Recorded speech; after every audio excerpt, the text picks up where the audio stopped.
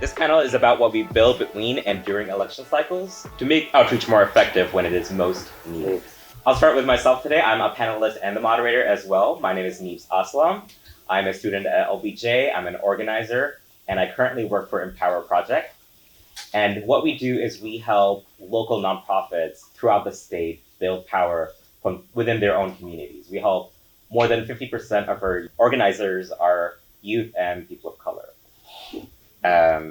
A lot of my work centers on building diverse and inclusive coalitions throughout the state, and I'm really excited to be here today. I'll be introducing Ramiro Luna next. Ramiro is a seasoned political operative with almost 2 decades of experience. He now leads Somos, Tejas, a North Texas grassroots organization working to build a culture of civic participation among Latinx communities. Yeah.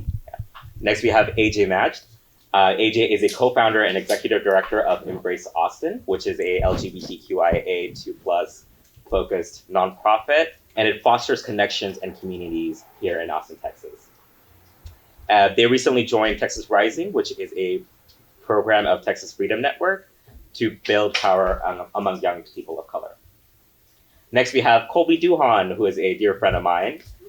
Kolby currently serves as the vice president of the Young Democrats of America and is the youngest chair of messaging in the Texas Democratic Party. He is a staunch advocate for reproductive justice, youth empowerment, and labor rights. Next, we have Kunoor Ojha, and Kunoor is a chief of staff for the Green New Deal network. She served as the state organizing director for Elizabeth Warren campaign. She saw direct voter contact, community organizing, and grassroots leadership organizing. She has worked in all 50 states. She has also worked for the National Domestic Workers Alliance, Indivisible, and many other causes.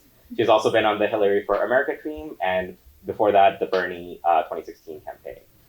And she has traveled all over the country to build power with volunteers and organizers. So give it up for our panelists. Let's dive straight into our first question, which is, what does organizing infrastructure mean to you? For me, as a community organizer, I realized that we need to do organizing beyond the structure of a campaign. What happens is that with campaigns, you're limited by mainly 3 things: time, resources, and geographic location and space. So time, resources, and space. Imagine that you're trying to tackle and engage a new community, but you're only limited by the geographic location by the elected candidate. You're limited by the amount of resources that you provide to that community and the time that election goes on. To build the culture, you need to do something longer than what 6 to 8 months looks like in a traditional campaign civic engagement program. For me, organizing infrastructure are all the systems and the processes that we have in place to help organizers. We want to make sure that progressive organizers are supported throughout organizations, throughout coalitions, and within not specifically progressive spaces like Texas. Yeah, I take a pretty broad view about what organizing infrastructure means. I see it as human infrastructure. In between election cycles, when we're coming to your door in the election and asking for your vote, and then you don't see us for 2 years, that is not organizing infrastructure. So what we're doing for folks in between elections, how we're walking our walk, when we say that Black women are the backbone of the Democratic Party, what are we doing past saying that, right? Past just using that as a talking point, what are we doing to improve the lives of Black women in this country? And so for me, it's a pretty broad view, and I kind of see it as, what small battles are we winning now that will affect lasting change 10 years into the future? Yeah, I mean, everything that was shared, I think, resonates with me. I also take a really broad view of what organizing infrastructure is. I'll also add what I think organizing infrastructure is not. I think you hear a lot of folks referring to tools and digital systems and structures like that when they talk about infrastructure. But to me, the intangibles are probably the most important thing. Our systems for moving people into leadership, our trainings in between, and those things that help us build durable relationships for organizing over the long term are some of the key pieces of organizing infrastructure that I think about. Absolutely. Something that I do at Empower Project is we build year-round infrastructure, so that we go into communities of color, that we go into communities and we leave systems that are there for beyond the election. Something that we utilized was during actually the 2020 election in Wisconsin. The courts were giving out rulings regarding absentee voting and voter registration during a pandemic in real time. And we didn't know before 24 hours within the election, we didn't know who was eligible to vote. So we mobilized throughout the state, our networks. We reached out to organizers and we were giving them real-time information to disseminate. And we accounted for about 5% of the voter turnout in Wisconsin, which, flipped in 2020. So it's so important to have those structures there because you don't know when you'll need them to combat disinformation or to combat voter suppression. Yeah, I totally agree with that. And I'll add one last point as far as organizing infrastructure, which is the interpersonal relationships that go into organizing. We forget or tend to forget that organizing also means building relationships, building community, and ensuring that those relationships are both sustainable and healthy, and also help us challenge each other and learn more from each other. Yeah, and I would just add too, right, like taking care of our people in between election cycles. What are we doing for our field organizers when it's not field season? It should always be field season, but when it's not field season. And so, we have to look at how we're taking care of our people. Unpaid internships, not good organizing infrastructure. That's not taking care of our people. And so I think, whether it's a mental health perspective, how we're taking care of our people, whether we're ensuring that our folks have steady paychecks coming in when, the arbitrary deadlines of, their part of the campaign are not being used, in between cycles. We just have to take care of our people. Absolutely. I think we should absolutely be compensating our organizers for doing all the work that they do, and it shouldn't be free labor. And I think that's something that we have noticed at Empower Project we work with the Analyst Institute to analyze what works effectively. And we have noticed that campaigns spend a lot on cold calls and SMS and emails. But it is very easily scalable, but it's not very effective. What we have learned is relational organizing, hiring community organizers from within the community and paying them for their work is exponentially more scalable and impactful. So that is something that we should be doing instead of, spending a lot of money on billboards and emails and texts. We should be focusing on building infrastructure within the community and hiring those organizers. I think it's worth also naming that we should think about organizing infrastructure beyond the context of elections and electoral tactics. So much effective organizing leads to legislative change, leads to other kinds of policy change and mutual aid and other things that are really helpful and nourishing for our communities. And so, when I hear some of the conversation that I'm hearing here about some of what's going on in between election cycles, I think some of that is worth lifting up too. And just as important as some of the work that we do to do direct voter contact ahead of an election. Mm-hmm. I agree 100% with that, especially because I think as we think about infrastructure and civic engagement, we always think about, from the vote to the ballot box. One thing that is not mentioned is that from the 18 years of my experience as a civic organizer or working in campaigns, I have been denied the ability to cast one single vote or register a voter because I'm a dreamer. So the fact that, we are there still engaging the community through neighborhood associations or making sure that people understand how to have a voice, whether they're able to vote or not, I think that's something that is definitely something that needs to be, addressed beyond civic engagement. And it's not just voting, it's them being aware of what other voices or what other opportunities for them to exercise their voice they have.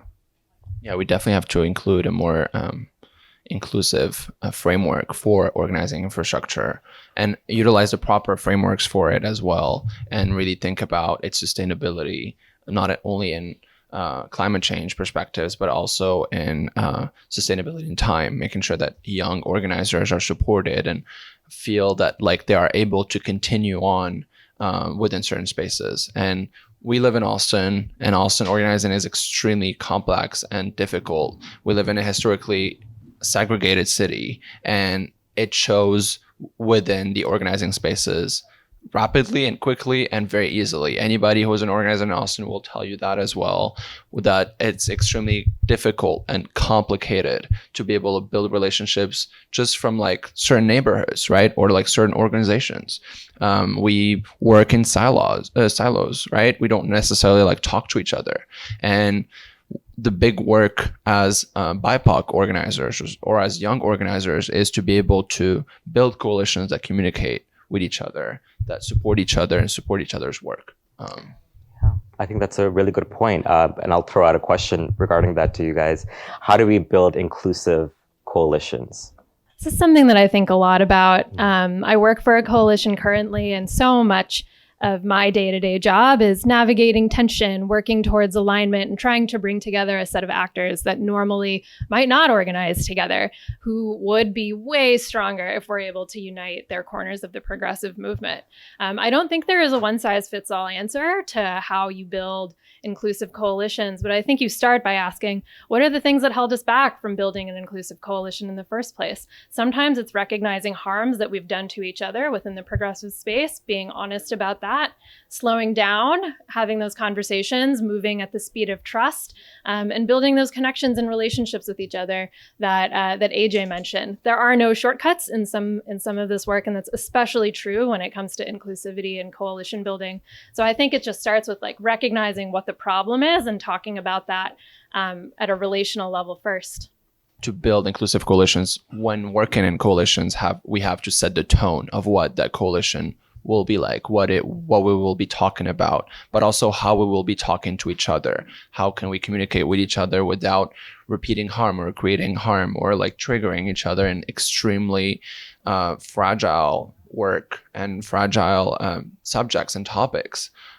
It's not necessarily easy. Coalition work takes so much time, and we have to, and to make it properly inclusive, we have to give it even more time than we already do, because inclusivity is not something that happens overnight.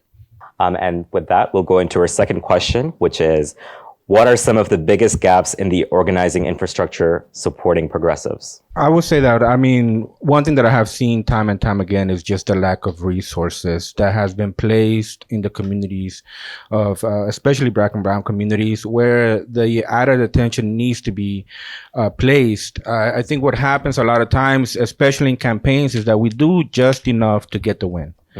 But in order for us to flip a state, we need to do, that is the beginning point. We need to invest in the first-time voters, and the first-time voters need that added touch, at least 2 or 3 added touches. And that means that you need to have those resources in place to make sure that we have enough time, enough money to get that information out to our community. That's, I think, one thing that definitely needs to change in regards to the resources needs to be given also to grassroots organizations that are doing the hard work to get that information out to the communities of interest. Absolutely. I think that's a great point. Something that I'm reminded of is a study by the American United States Study Center, which says that 40% of Black and Latinx voting age population is currently unreachable through traditional voter outreach methods. So we need to be creative. We need to figure out how to get into those communities and to build infrastructure within those communities and to reach those folks. And I think that's something that the current progressive movement is largely ignoring and lacking. I'll add to that I think one of the missing ingredients is always time. I think one of the reasons that we struggle to reach a lot of those folks is because the tactics that work are slow and the staff time required is expensive. So when we talk about the resources that get funneled, oftentimes I think we've got funders who are really excited about the biggest metrics, the most bang for their buck in the shortest window of time. The slow work of building relationships, training people, and building durable structures that will last us campaign after campaign. The work of building that stuff is not sexy. It's super, super slow. It's super unglamorous, often pretty low tech. And I think the time devoted to developing those things at the level of quality that they deserve is a huge missing gap. And to your point about being slow, I think that we also, as organizers, like to achieve certain goals and want to see them happen soon. When I work with my organizers, and they get overwhelmed really quickly. And I think we get overwhelmed quickly because we think that If we work for a couple weeks, a couple months, or a couple years, we want to see results. But I definitely always encourage them to say that we're working for a future that we're not necessarily able to see, that we're not necessarily going to see ourselves, and we're just building and preparing more and more generations to be able to like take that over. But for a lot of the things, and I'm fairly young, but for a lot of the things that we're working on or I'm working on, I don't necessarily believe that I'll be able to see those things happen, but it doesn't necessarily stop me from doing the work. I think the only thing I'd add is talking about hindrances to progressive movements and organizing infrastructure. I think one of the biggest hindrances is entrenched mindsets, right? This is how we do it. This is how we've always done it. This is how we're going to continue to do it. I think that's a really good point that Kolby brought up, because I think that's one thing that our organization is also doing, is looking at the individual beyond just a voter. And by that, I mean, we started knocking on doors, and the first 2 door knocks that our community received, we didn't even speak about voting. We spoke about census and COVID. And then thereafter, we spoke about vaccines and voting. And long story short, we need to build in that trust in our community, that they know that they're not just pawns in this political game, that they understand that the party of the Democratic and the Progressive Party is ultimately caring for them as individuals. So therefore, we shouldn't only care for them during election cycles. We should really be there whether a legislation got passed or not. If it didn't get passed, well, what can we do on the ground to support the fact that now less freedoms are being had because of that legislation? So in tone of that, I think is goes back to time and resources and making sure that we do what we feel that the party's, our philosophy is. Absolutely. I think you make a really good point about building trust within the community, and to being there besides just, getting the vote, to being there for them during the pandemic or anything else. Let's all remember as well that immediacy is a white supremacist notion. And unless we kind of like really stop pushing that onto ourselves and our organizing, we're not going to liberate ourselves. For me, I think the biggest gap in progressive organizing infrastructure is the way we approach accountability, where in my opinion, fully unable to process or approach accountability in any like supportive, healthy, or healing way at this point. We're still labeling each other and ourselves broadly and with wild strokes, without actually thinking about any restorative, any reparative approach to it. And unless we find a way to be able to forgive each other, forgive ourselves, understand that we are harm doers, and that's part of being human, we cannot free ourselves or reach our progressive goals. With that, I have a question for you guys. Do you guys have any really cool, interesting stories about organizing that you want to share? Any wins? We just had a really cool party.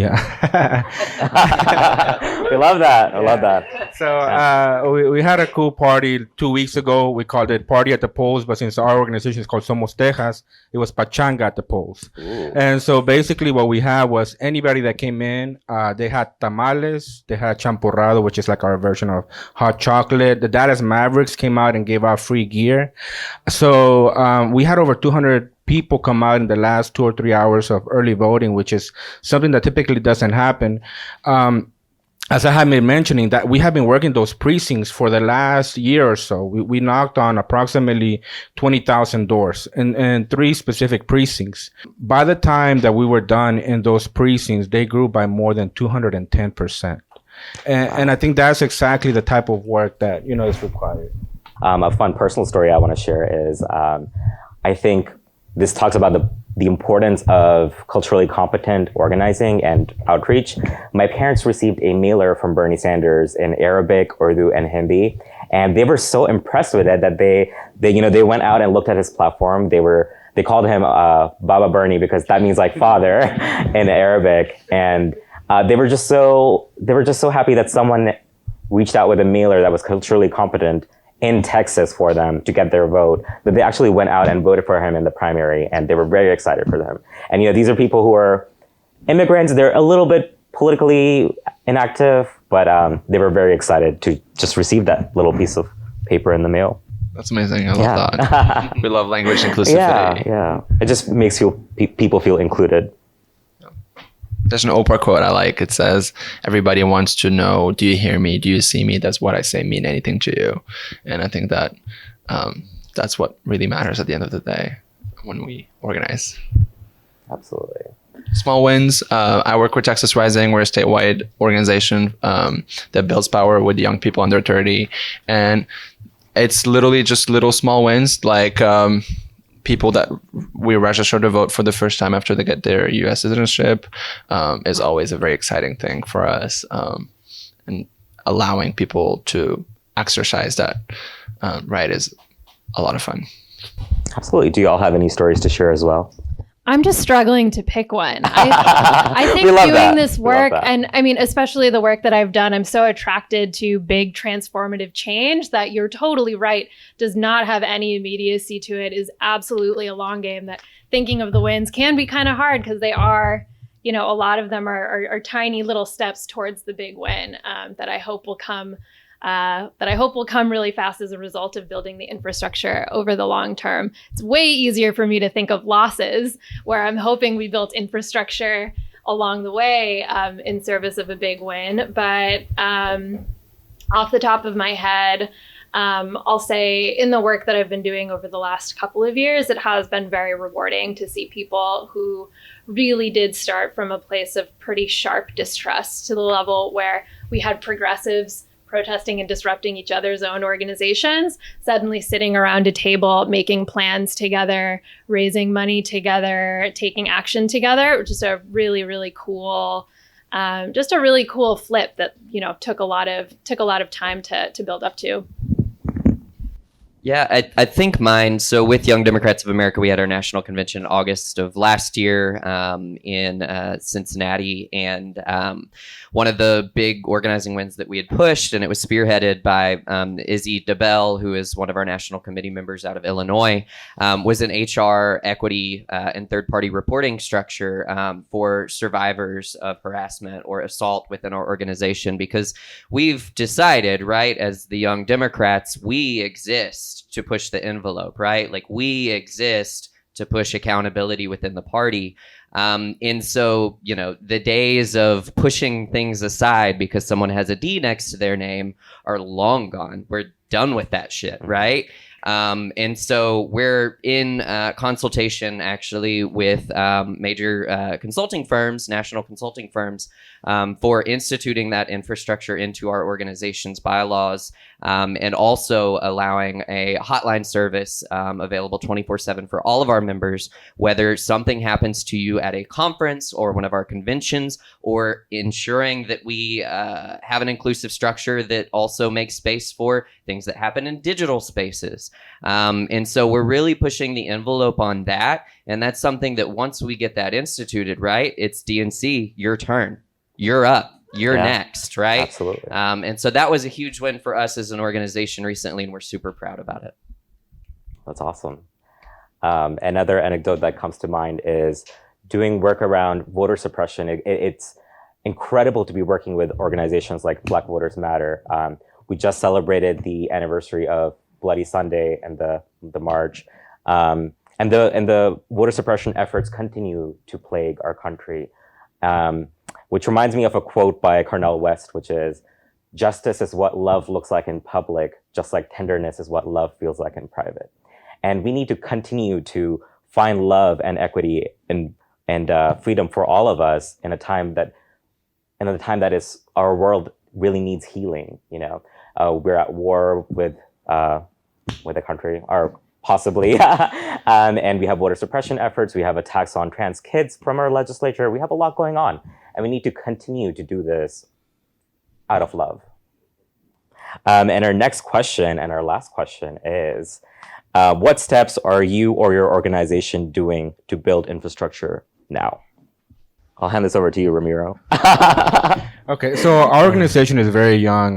We're just 2 years old, but we have a three-prong approach. We started, hyper-focusing on precincts that need the most attention, and registering voters is the very first thing that we do. The second thing that we started doing was working with the neighborhood associations within those precincts. So right now we're actually working with 13 different neighborhood associations in areas where a homeowners association will be intimidating.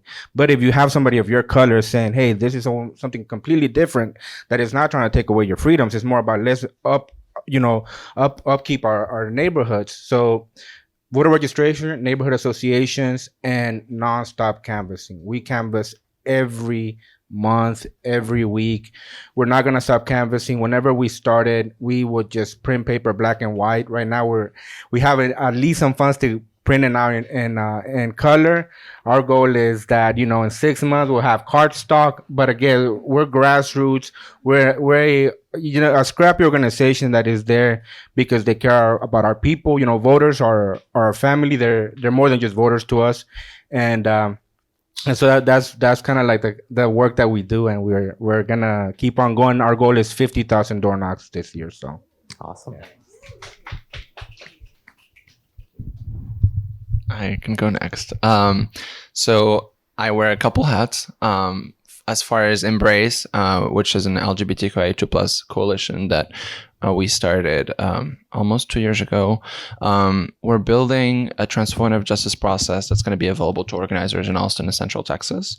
We want to be able to provide a platform to approach accountability and harm in a productive but also healing and in a healing way. It's difficult conversations when we talk about transformative justice because we specifically talk about not punishing people for their harm, for causing harm, but going a little further than that and really allowing space for growth. And that's something we're very excited about. Hopefully that's something that's a resource that will be ready by the end of the year for organizers in Central Texas.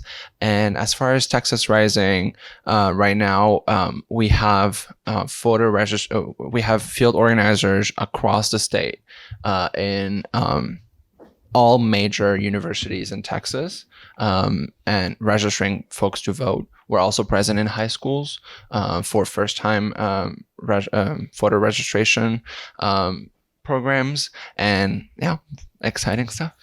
That's awesome. Yeah, so with Young Dems of America, our young organization is very old. It is over 90 years old. And so within that, there's a lot of, whether it just be entrenched bylaws or entrenched mindsets. This is how we've always operated. We're kind of in a infrastructure teardown, right? Tearing down the infrastructures that don't work for our organization and rebuilding new ones that work for everyone.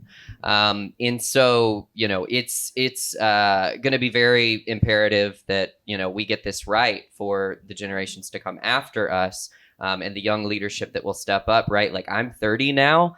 And I'm already looking around, right? I'm on my way out the door, right? With Young Dems of America, because we have, members particularly of our comm staff. I was talking about it in the room. I look around in our organization and see 17 and 18-year-olds that are better leaders now than I ever have been, right? And so we're trying to ensure that we're equipping them with the tools that they need to win the big fights of tomorrow, while we ensure that we cede no ground today. And so we're doing a couple programs. YDA Mobilized is one where we are holding our Democratic administration accountable on things such as canceling student debt, because we will do it. We must do it. And so that is a big priority for our organization moving forward, is organizing in coalition with other national partnerships to ensure that that happens very soon. And, if we're going to continue pushing it back, I hope that we are on the precipice of doing that. And we want to ensure that we are directly involved in that communication and in that confrontation to ensure that that happens, that level of accountability happens. I love that. Love hearing all of the work that you all are doing.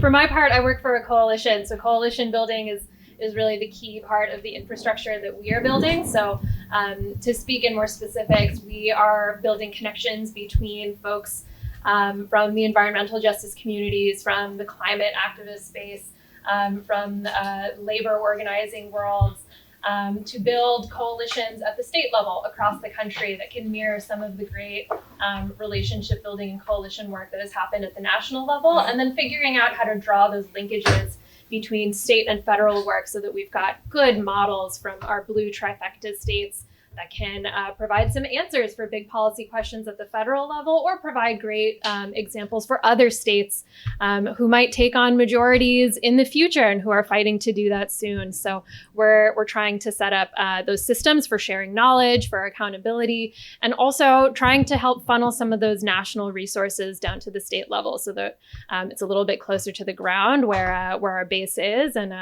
hopefully, creating a stronger movement for it.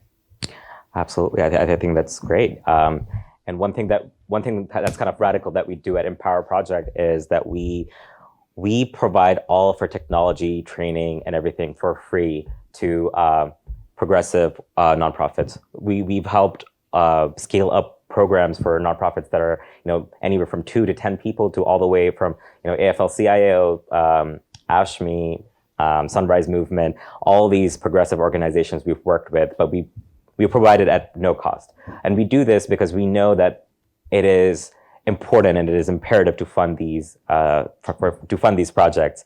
But it does come at a little bit of a cost to the employees. We do take a little bit of a pay cut as compared to our private industries, but we do this because we have like a kind of like a sense and a drive to do this kind of work. Which leads me to my next question, which is like, what drives you to be an organizer or a person in this space? Me personally, I come from Saudi Arabia. I grew up there. I moved here when I was 10.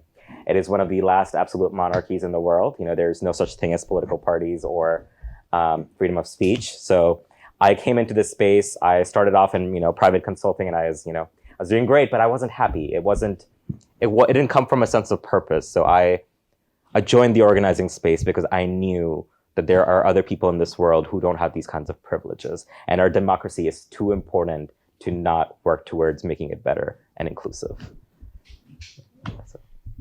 Well, I kind of had a love-hate relationship with politics. Again, as somebody who is not able to vote or register a voter, or even, the fact that whenever I came out of high school, there were big limitations in how the access to college and even getting a license or anything of that nature.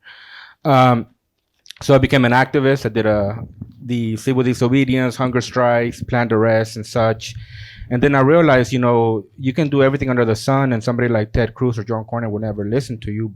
Or you could spend, 6 to 8 months and take them out of office.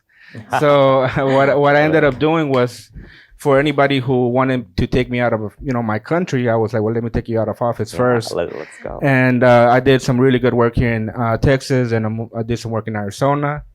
Came back, and I married my two passions, which was community organizing and campaigning, and felt like, what would it look like if we had a campaign without a candidate at the helm and put the community there? And since then, we've been knocking on doors, talking to people, and like I said, it's a passion project, but 2 years ago, it was just a thought. Now I have 2 part-time staff people, and we just opened our offices like 2 months ago. So it's something that we're just very proud of. Awesome. That's so great. Congratulations. I think what got me into organizing, I get this question a lot, and it's sometimes hard to find inspiring words to answer it. But I'm a first generation immigrant. I'm Moroccan, and I'm queer as well. And in Morocco, it's still very legal to be, homosexual is illegal amongst many other things. And so when I moved to the US, as a very, very young adult, I still subscribe to the soft power of the American dream, right?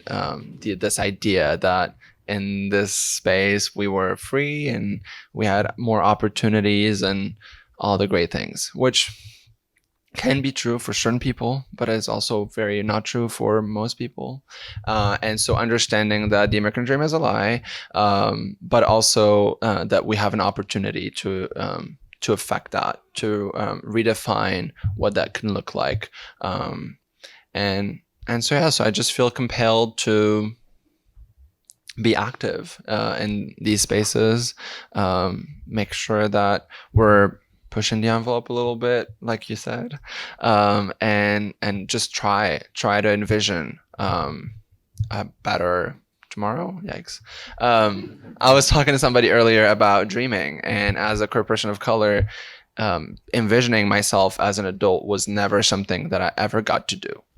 Right. So I always thought that after a certain age, there was just I would go extinct somehow.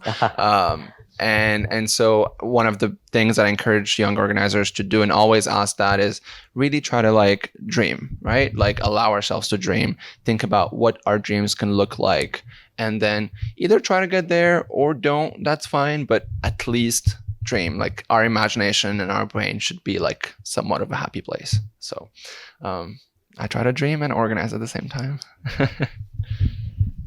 Just as a follow-up on the last question, I feel it's really important to uplift the people that actually make things happen. So YDA Mobilized is a program that is run by YDA. It was enacted because of the fearless Black woman leadership of Amber Sherman, who is our national committee person out of Tennessee. So I just wanted to throw that out there. So for me, I grew up in small town Southeast Texas as a queer person, where apathy was pretty prevalent in my family in terms of political leanings and things like that. But racism was too, right? And so I got out at 19 and I moved to Austin. And upon moving here, I was very lucky to plug into spaces that allowed me to work through some of that. And I learned pretty early on that privilege robs us of the fullness of our humanity, right? It does that every day. And so the privilege that I'm afforded because of the color skin that I was born with and the sex that I identify with, it allows me access to spaces in which it is a shame if I do not take that ticket of access, get in there, rattle the cage, and raise a little bit of hell to ensure that we're uplifting folks that aren't afforded the privilege of access to those spaces. So that's what keeps me going, is ensuring, right, that the spaces that I walk into, I don't walk into alone, and that there's always a hand dragging behind me, pulling folks along the way. Some of what AJ shared really, really resonated, particularly as it relates to the lies of the American dream and the first generation immigrant experience. So I grew up in a somewhat traditional first generation family. And I think like a lot of immigrant families, we hid a lot of our struggles, trying to keep up with the struggles with domestic violence, substance abuse, eventually joblessness and incarceration. And I learned very quickly by the time I was in high school that there really is no safety net. If you've got a traditional nuclear family like this country wants you to have, if the person at the head of that family is not there in the way that they should be, there really is no recourse for the women and children. There's no safety net, and that was really demoralizing until I realized that we still have some agency to change some of that. So I started organizing partly out of just like disgust and anger at the situation that I saw my mother in particular facing, but also myself and my siblings, and then stayed with it because I found a sense of deep community and hope through the work, and that's what keeps me going. Awesome. Thank you so much for sharing that personal story. I love that. And I love that you brought up safety nets because as a first generation American, like I thought, that was something that existed as infrastructure, as a structure, right? But understanding that at the end of the day, no one is there to particularly save you, right? Is a very bleak realization. Understanding that in this country, it's a very individualistic experience. It's a very individualistic culture that relies on people being alone and kept that way. And so when we fight white supremacy, we also fight it through community. And we fight it by not being alone, by not thinking alone, by not thinking individually, and making sure that across our organizing is community-based by definition.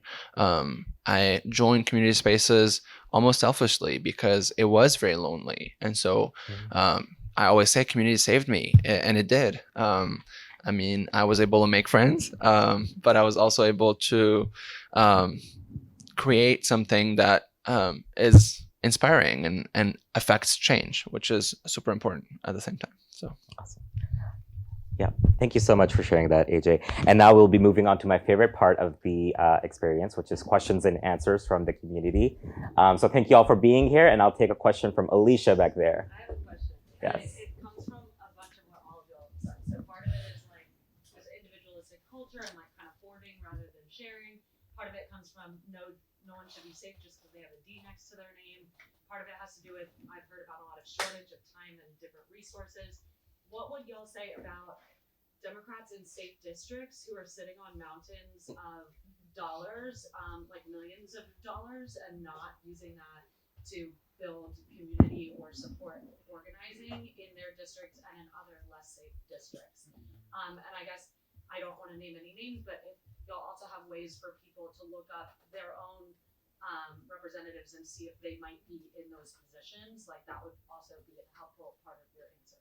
Awesome. So the question is, how do we address people or Democrats who are in safe districts who are sitting on piles of money and not doing much with it? Is that correct? Yeah, not using it to invest in Not using it to invest in organizing structures. Well, go ahead. Go for it. Okay. I would say to them that you're a large part of the reason we have not flipped this state blue yet. And yes, absolutely. We have to organize all over the state in all 254 counties. We have to go to rural areas and go from 15 to 18%.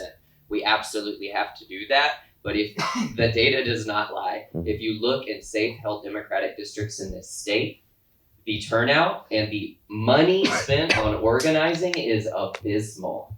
And so, yes, we have to win rural voters and we have to talk to everyone and we have, messaging points to do so, right? But it is imperative that in our deep blue districts, we turn out everyone. And I'm very much of the organizing mindset that if you want to win elections, if that's your goal, don't expand the tent, expand the base, because that's where elections are going to be won. Totally agree with that. I was starting and then stopping, so I'm debating how spicy I want to get with this answer. But, I think part of my answer, though, is that this goes far beyond just the candidates themselves who are desperate to win, and I think who are also coached to believe that they can win no matter what, right? Everybody wants to believe a David and Goliath story. You want to believe the underdog can win, because sometimes underdogs can win, but a lot of times they can't, and no matter what flood of money we can come up with in some circumstances, that's never going to be enough. I think we should also talk about, a class of consultants that profits off of those exact kinds of races and who make a lot of money off of our grandmas and our neighbors who maybe don't really know the political circumstances and don't know how hard it is to win in these places, but who are going to get asked over and over and over again to donate to these candidates, to send money to these lost cause races. I think that there should be a conversation about accountability in the consultant space and talking about whether there are new systems and ways of thinking that we can implement. If there is a client that is available to you, is there a way for us to create some kind of openness for people to feel like they can say, hey, like, you've got a great story here. I've got a pitch. I think I can raise millions of dollars. I don't know if it makes sense for us to do that in this place, or maybe there's a way for us to do that and also do it in a way that lifts up some of the others. I'm not a person who actually thinks like we should not invest in some of these long shot places. I just want us to question how exactly we do that. If it's going to be $60 million going to a bunch of digital ads, probably there are some questions worth asking. But if all of that money spent ends up making it somewhat easier for some down ballot candidate to come up behind, maybe that's worth it. I just think it's worth having the conversation first, and I don't think there has been a ton of that over the last few years. And I'll just add, I think that as organizers and people who run for office, politicians, I think we get caught up in our arrogance, right? We're humans and inherently fallible. And to think that we in our own hands are capable and will affect meaningful structural change is extremely arrogant and unrealistic. I mean, and it goes back to the individualistic kind of like thinking. It's really important that as we build young leaders, we also allow space for younger folks to run for office and fund them as well. And that also means that like well-established Democrats need to like start questioning their place in this, landscape and leave. I don't know. I love that. Alicia, that was a wonderful question. Thank you. I think we have time for one or two more questions if anyone else is curious about anything. You all spoke about safety nets in the caring community. Do you see any opportunity in leveraging the existing infrastructure of social services in neighborhoods, places where people come to receive care on a pretty regular basis? I absolutely do, and I think that was one of our winning strategies last year with Somos, Tejas. It was that whenever we started door knocking, we were actually providing information about COVID and making sure that they had PPE. So instead of passing out literature, it was mask and a PPE kit. We passed out over 20,000, and that was the two precincts that grew like over 200%. And it was because, again, taking care of a person beyond just seeing them as a voter, it really resonates. And one thing that I also want to emphasize is, again, whenever we don't look at them just as a vote, it's systemic. Whenever I was analyzing which were the precincts that needed the most attention because they were underperforming, there were also the precincts that got hit the hardest by COVID. There were the precincts where the most essential workers were at. There were the precincts that lacked broadband connectivity. So we need to do a wraparound approach to these individuals and say, hey, look, you're probably not voting because you got real shit to worry about. And let's try to figure out, like, how can we help you as a person? Hopefully we alleviate some of those real worries and concerns that you have. Maybe you'll come out to vote, because the last thing that I'm going to mention is that they say the Latinos are the sleeping giant. That's a myth. We're the working giant. We're fucking working all the time. Absolutely. We get tired. So it's like, and that's what a lot of the people of color are doing. They're working 2 jobs to stay afloat. So you need to kind of come to them where they are and care for them first, and then ask for their vote.